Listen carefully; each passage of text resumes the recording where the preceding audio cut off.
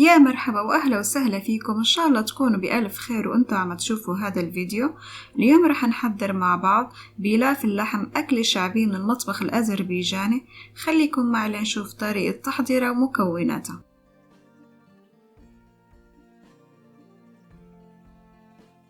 بالبداية رح نسلق اللحمة على النار. حطيت معلقتين زبدة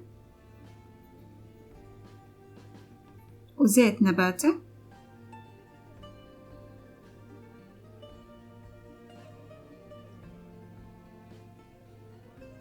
هون بعد ما ذابت الزبدة رح أضيف لحمة أو صال،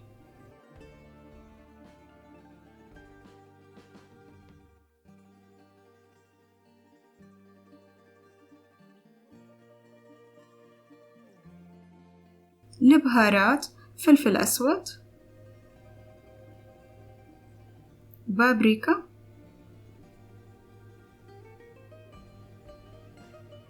وكركم، وسبع بهارات،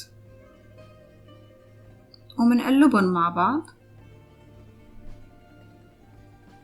وهلا رح أضيف للحمة معلقة صغيرة سكر، رح تعطيها نكهة وطراوة للحمة. ما رح أضيف الملح لحتى يستوي اللحم، ورح أضيف مي مغلية،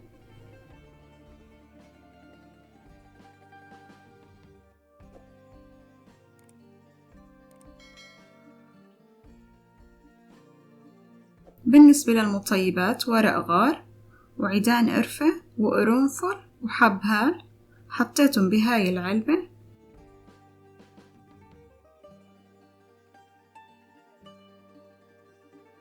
هلا بعد ما غليت المي منغطيها ومنخليها لحتى تستوي اللحمة.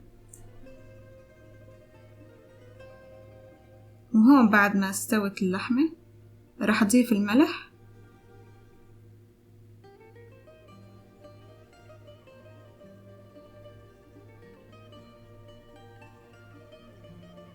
وبنطفي عليها.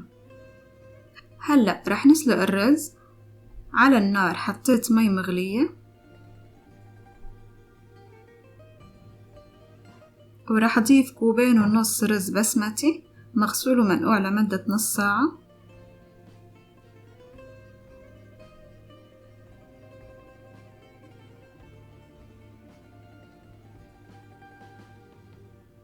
ورح أضيف الملح.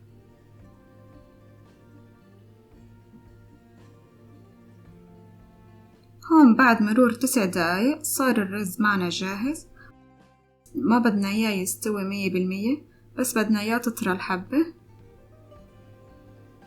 رح صفيهم. هلأ رح أخد تقريبا معلقة صغيرة زعفران،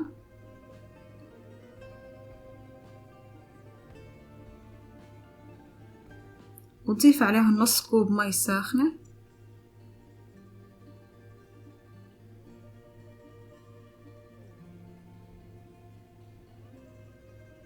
ومنخليهم على جنب.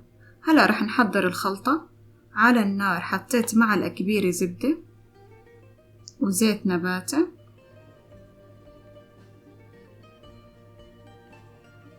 بعد ما دابت الزبدة رح أضيف بصلة كبيرة مقطعة على شرائح،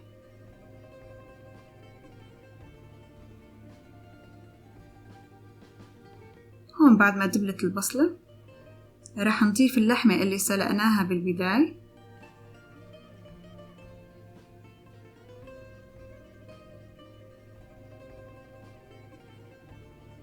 ورح نحتاج لمشمش مجفف، رح أقطعهم وضيفهم على اللحمة. ورح نحتاج كمان لبرقوق مجفف، رح نقطعهم.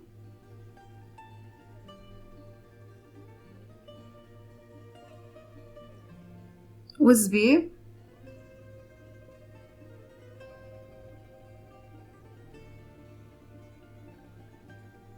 وكستنة مشوية، فيكن تقطعوها أو فيكن تخلوها مثل ما هي، وطبعا الكميات كلها على حسب الرغبة. رح أضيف لهم الملح وفلفل أسود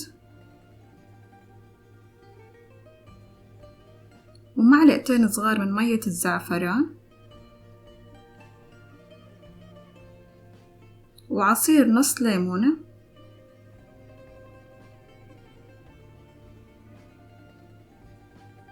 ومنقلبهم مع بعض ونطفي النار.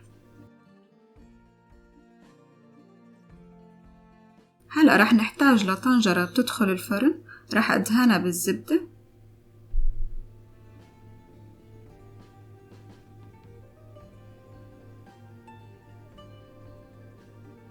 ولهاي الوصفة رح نحتاج لخبز الصاج، إذا مو متوفر فيكن تستخدموا خبز التورتيلا. رح أطوي الرغيف لطبقتين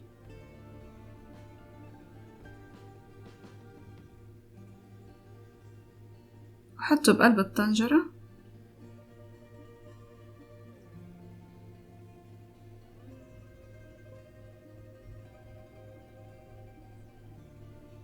رح أدهنه بالزبدة، والرغيف التاني كمان نفس الطريقة.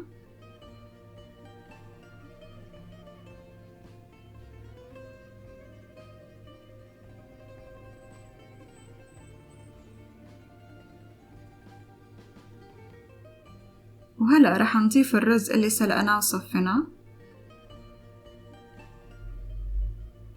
رح أضيف تقريبا نص الكمية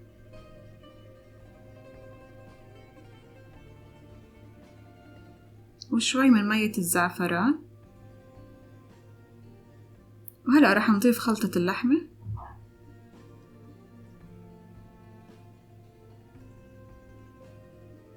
ومنضيف بقية كمية الرز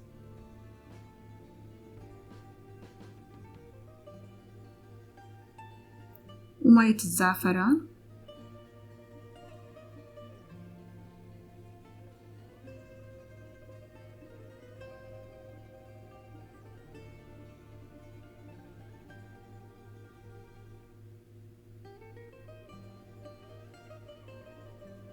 هلأ منحاول نطوي كل جهة من الخبز على الرز ومندهنه بالزبدة مثل ما شايفين بهاي الطريقة.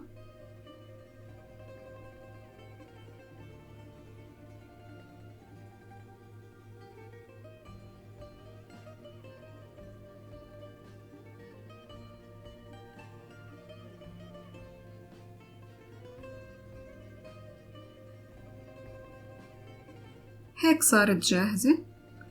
رح أغطيها ودخلها على فرن محمى مسبقا على درجة حرارة 180 لمدة ساعة أو لحتى يصير لون الخبز بني. وهون بعد مرور ساعة طالعتها من الفرن أخذت اللون المطلوب. رح نقلبها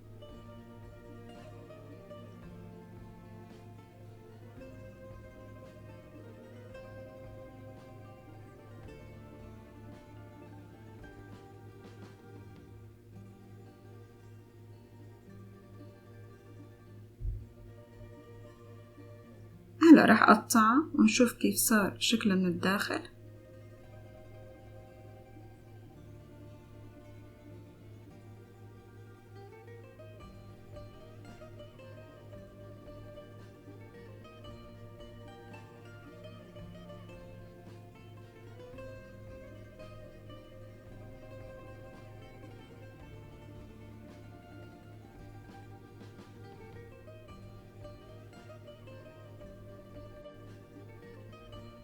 بنحاول نخلط اللحمة والرز مع بعضه. شوفوا قديش شكلها بشهي. بنصحكم تجربوها وتكتبولي رأيكم بالتعليقات.